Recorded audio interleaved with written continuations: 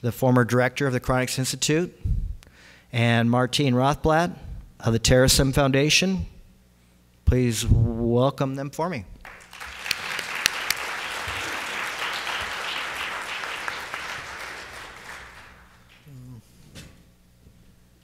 Can I have my presentation? Okay.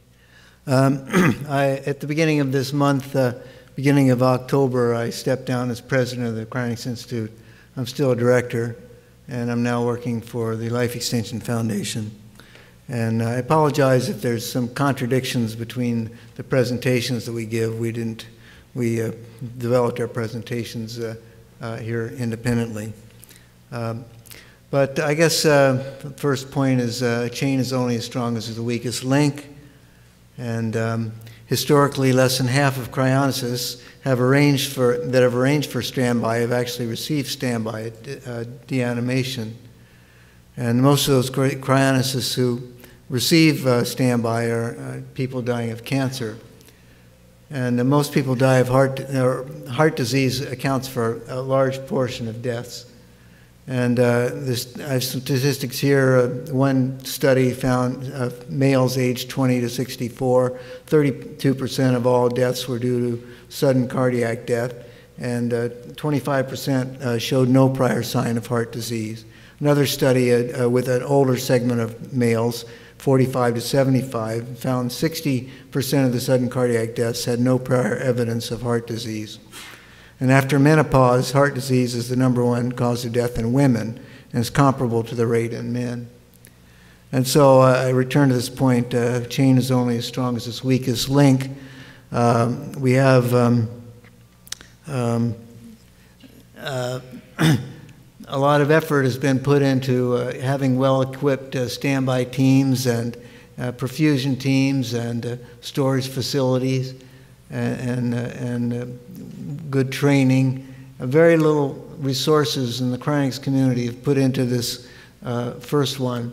That's not to say just because, I mean, one of these others could still be the weakest link, but there certainly hasn't been many resources put into this particular link of the chain. I've for many years been concerned about our elderly cryonicists living alone. Cryonics Institute patient Hugh Hart died on a Friday and was not discovered until the following Monday. I understand Alcor patient FM 2030 spent about a week in his apartment before it was discovered that he was dead. And there have been many, many other cases of this nature. And Brooke Norton is here at this conference. He tried to start a program of cryonicists daily calling cryonicists who live alone. He had a lot of problems, and I encourage people to talk to Brooke about this if they want to learn more. But daily calling is really not going to dramatically reduce this ischemic injury. And even for cryonicists who are not living alone, a cryonics-friendly spouse could awaken to discover their cryonics spouse dead in their bed after many hours. And I know one CI activist was discovered by his spouse lying on the floor of a room in their house. He had been dead for hours. Panic button systems can help. Some elderly cryonicists have lain on the floor, and they could have been saved just by a panic button system. You know, a button they can push and to alert both cryonicists and cryonics organizations, as well as 911. 911 is actually it's good to call 911 because they can give chest compressions and ventilations even if the heart is already stopped, because there's been no pronouncement of death driving to the hospital. And then the death can be pronounced at a hospital, and then the cryonicist can be also rushing to the hospital and begin cooling. So Life Alert is one of the biggest panic button systems around. They have a large call center, 600 employees in the United States. They claim to save one life every 11 minutes. And they can call 911, local cryonicists, and anybody else in their call list, and they can help filter out false alarms. So it would be better to monitor vital signs, though, than to require a panic button system or require the victim to be alert and be able to press a button. So what kind of vital signs? Well, movement. We got accelerometers, bed alarms that will alarm after X minutes of no movement.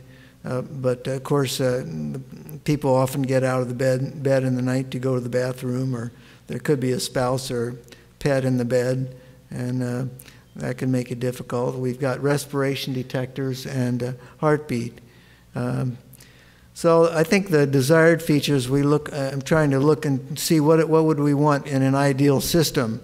And I think an ideal system would give us rapid detection of loss of vital signs, preferably heartbeat, comfortable and convenient to use even when bathing, send messages by phone numbers to emails, preferably to a call center to help filter out some of the problems.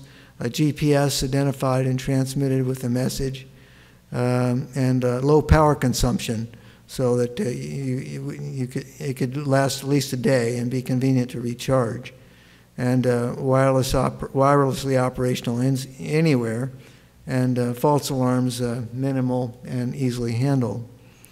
So I've been hearing for 15 years, over 15 years, that all this is coming soon. The technology is trivial.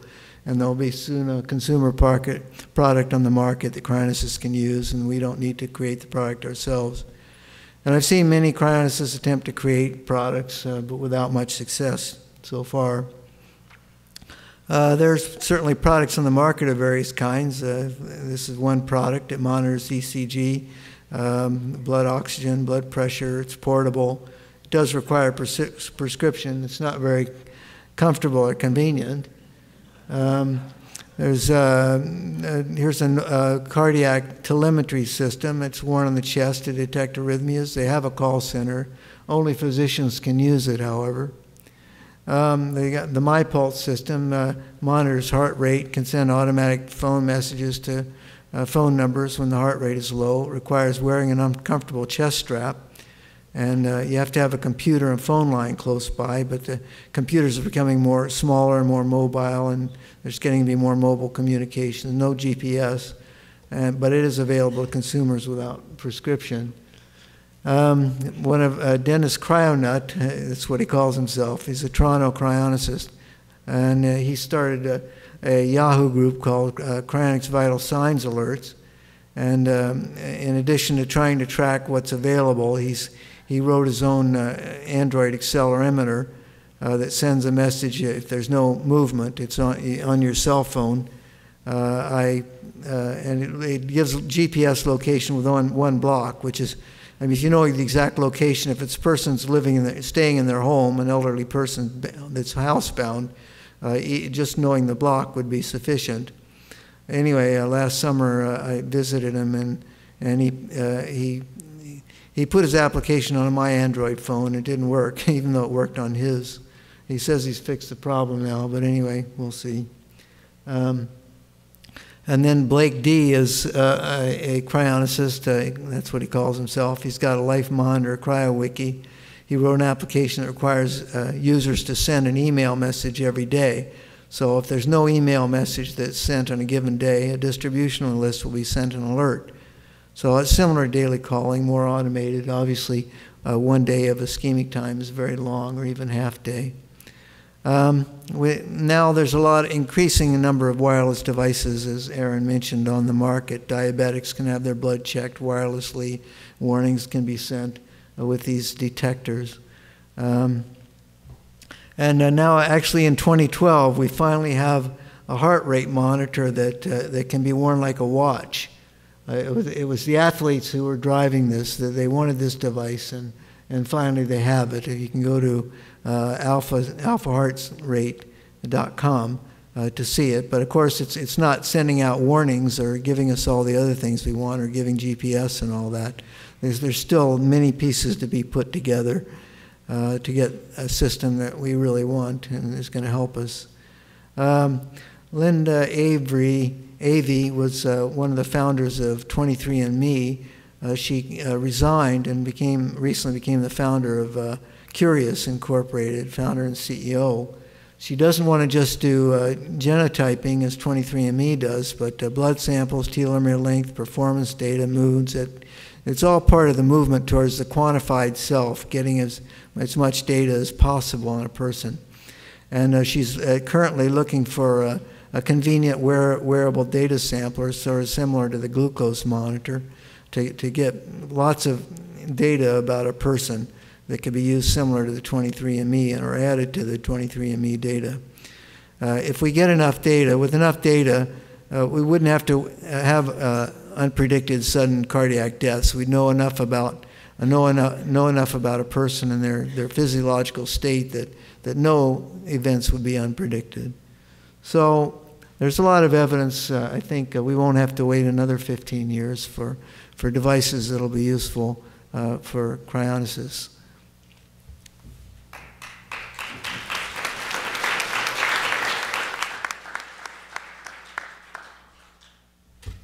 Martine, do you want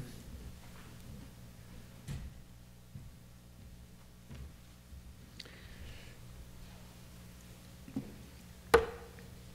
Thanks, Ben. Thanks, Aaron.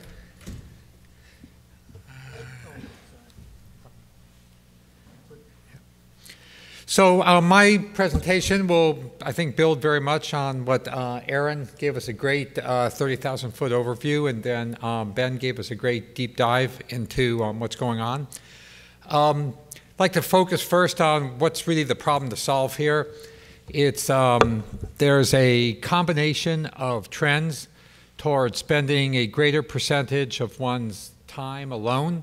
It's now, according to surveys that have been done, about 50% of a person's time is spent alone. Experiencing legal death outside of a hospital setting. I was surprised to see that that's now reached up to 25%. There's the ever-present need to sleep, as Ben mentioned. A lot of these events occur during the sleep, 33% of the time roughly. And increasing, and the evidence of sudden cessation of heartbeat, which is about 14% of all legal deaths are due to sudden cessation of heartbeat. So here's a couple of slides to let you look at sort of what the trends are in this area. And you can see that over the past 15 years or so, the number of people who are spending time alone has been increasing quite a bit. The older people tend to spend more of their time alone, but even younger people on average spend about 40% of their time alone. And it's not just people who are single, people who have partners also spend about 40% of their time alone. This is some backup data with regard to the percentage of people who are dying at home versus in a hospital type setting.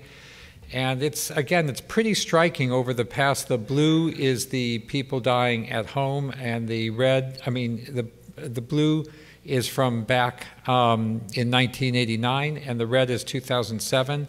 So the first two bars, you could see that just from 87 to now, a lot more deaths are occurring at home rather than at hospitals.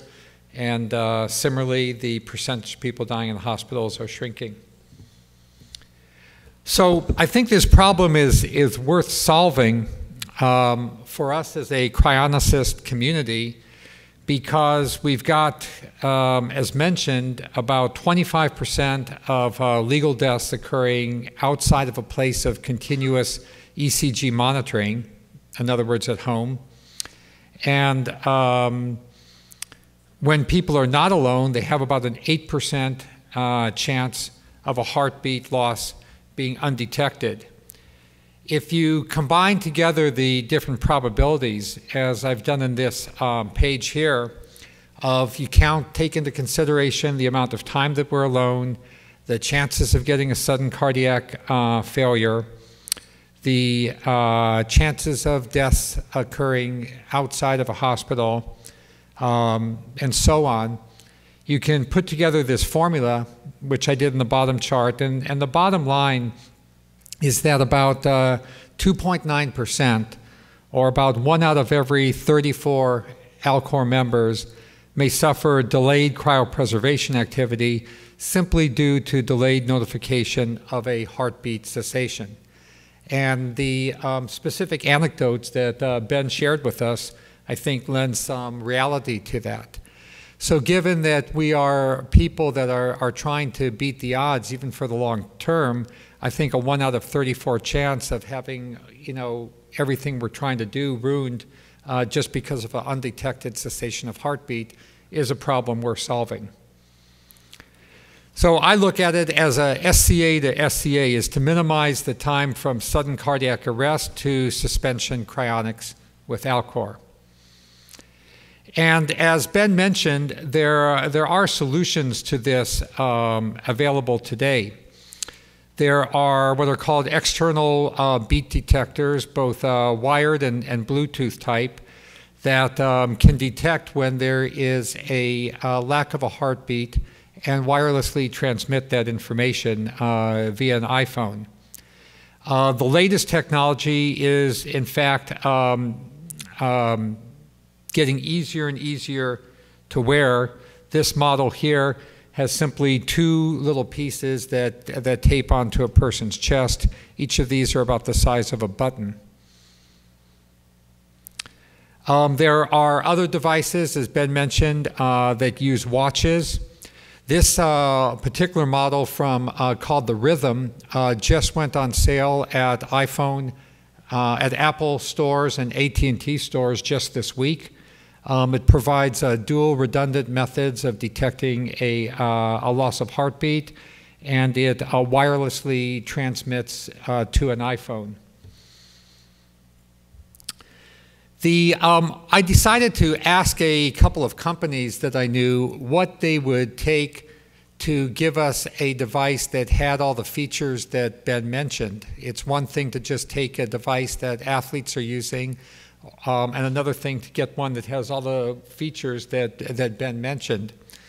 So one of the companies responded, and they list the different features for an ideal detector of when there's a cessation of heartbeat and something that would notify Alcor. And it was nice to see that they said if we gave them a start right now, that they could have the product by March of next year. So I think that lends a lot of credibility to what Ben was saying, that we're not going to be coming soon forever, that things are around the corner. They wanted $1 million to both custom build this device that would meet all of Alcor's needs, as well as the software app that would run in an Android or an iPhone.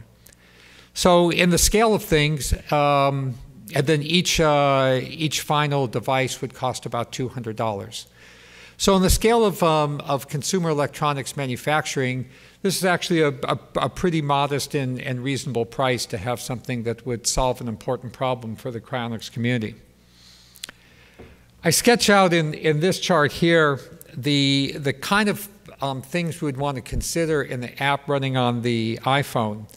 I think what would happen generally is we'd want something that you wore just on your wrist, sort of like the very cool Alcor band that Max is wearing right now, that has the new strap-based Alcor notification band that contains all of the information for heparinization and other emergency medical treatment.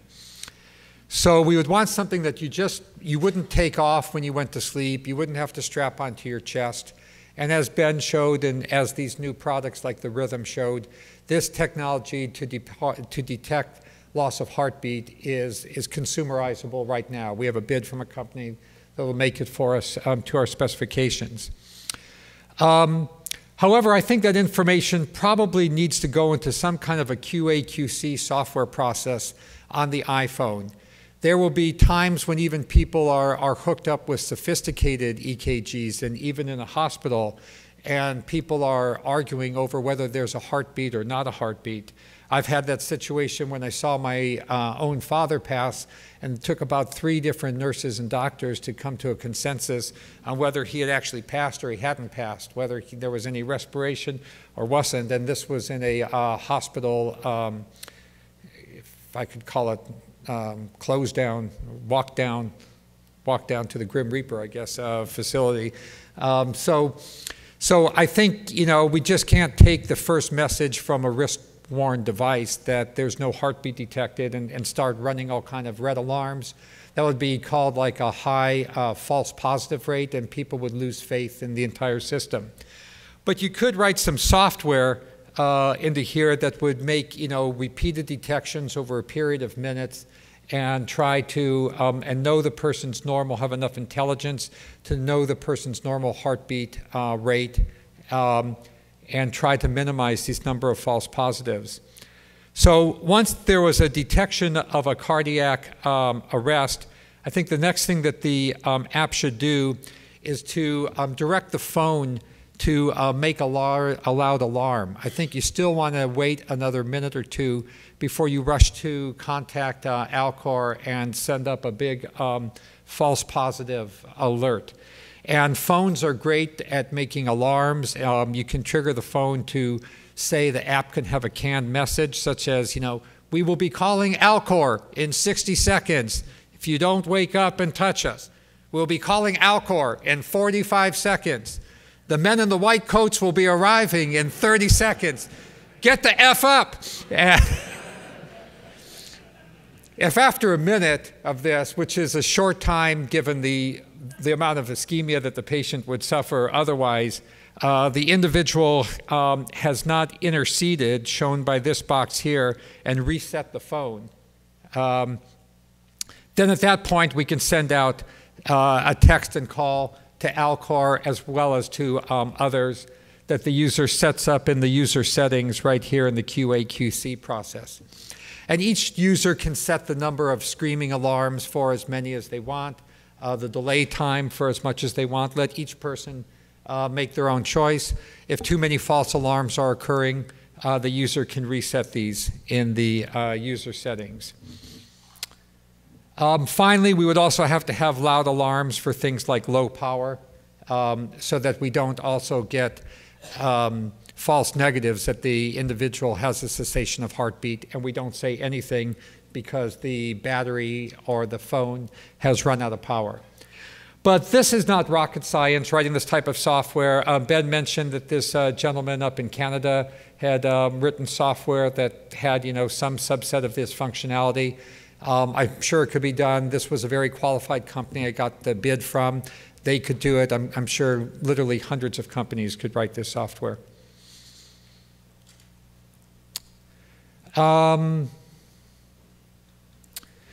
So as Ben mentioned, there are people out there doing similar things right now. There is the famous help, I've fallen and I can't get up people. They're actually still in business after a couple buying and sellings of them. And there's also a very jazzy new phrase called PERS 2.0. This acronym stands for Personal Emergency Response System 2.0. So it's actually a very hot area of consumer technology development to create these type of watches to detect heartbeats, associated call alert type of call outs. Now what they come with is a personalized website where you can have all of your own medical information that says something like call Alcor. So this is an active area of technology development. It's not just the sports watches that are under development.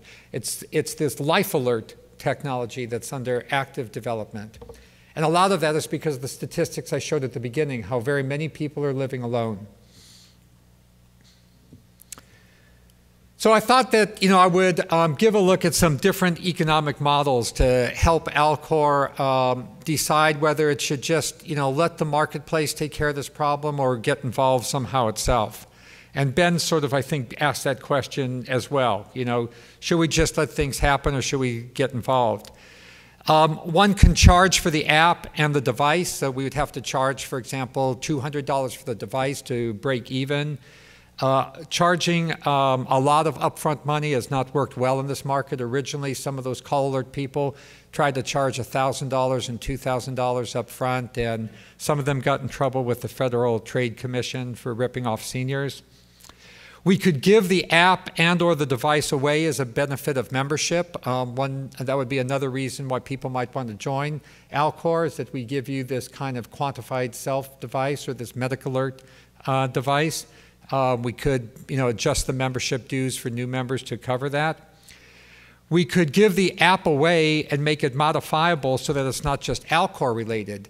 In other words, we can get a lot of people thinking about life alert sort of technology. We give it away for free, and having Alcor be notified is just one option. That might be a way to bring many more people into Alcor without shoving it down their throat. We could sell the app, or finally we could partner the app and device with one or more current PERS companies, personal emergency response system companies. I personally kind of like the last model the best, because I think we can leverage off the big network that these existing companies have put in place. Right now there are about 350,000 people using these personal emergency response systems like Call Alert. They run in, the market is growing robustly. It's growing at 15% a year. And if you do the rule of 72, as our good friend Rudy Hoffman showed us this morning, you'll see that by the end of the 20-teens, that will be 700,000 people. So it's a large number of people. They charge $20 to $40 a month. There's so much competition. They don't tend to make very much profit. Some of them go out of business. But if you add it all up, it's $250 million in revenue by the end of the 20-teens. That is something not very dissimilar from Alcor. In other words, trying to keep alive as long as possible using technology as our friend. I think that Alcor could partner with these companies, and by the way, there's actually more than 30 of them. We could offer our technology for sudden cardiac arrest detection with the phone app. Because we can't shove Alcor down everybody's throat, we could say to these different PERS companies that here's our technology in the app. It has a drop-down menu of who to contact. Contact, my preacher, contact my kids, contact Alcor, contact 911. Be something that the user can set and choose, so it meets our needs, but it's also addressable to a very much larger market.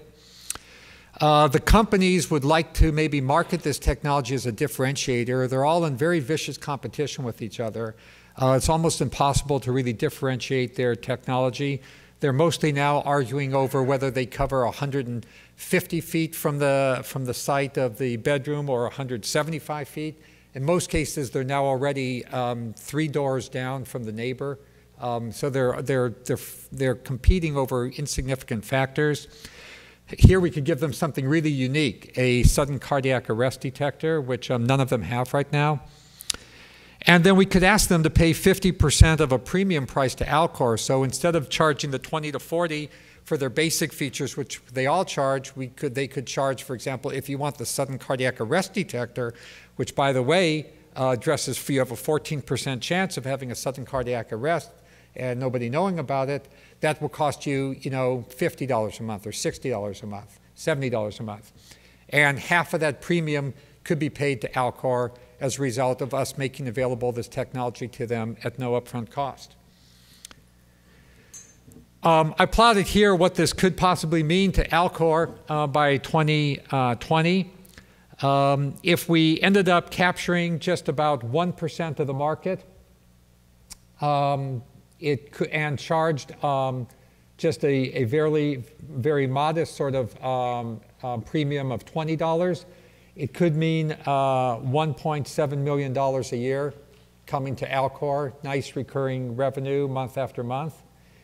If we were able to have them charge a premium of $40 for this sudden cardiac arrest detector, and we were able to capture as much as 8% of the market would be a whopping $27 million a year coming to Alcor.